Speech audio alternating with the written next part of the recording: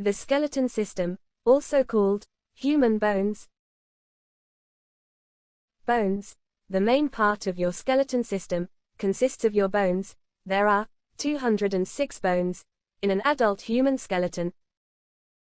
Now we will discuss about functions of skeleton system. It allows movement, produces blood cells, protects and supports organs, and stores minerals. First of all, skull.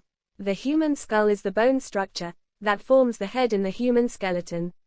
It supports the structures of the face and forms a cavity for the brain.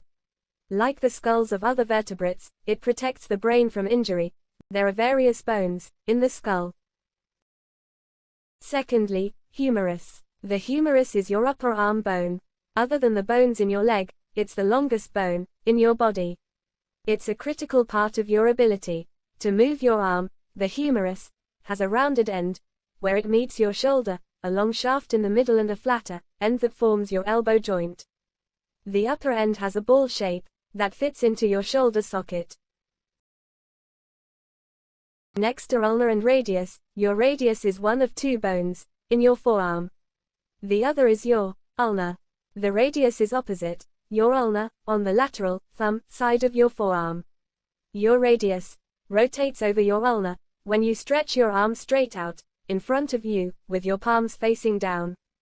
They're more parallel to each other when you hold your arms straight out with your palms face up. Now ribs, the long curved bones which form the rib cage, part of the axial skeleton. In most tetrapods, ribs surround the chest, enabling the lungs to expand and thus facilitate breathing by expanding the chest cavity. They serve to protect the lungs, heart, and other internal organs of the thorax.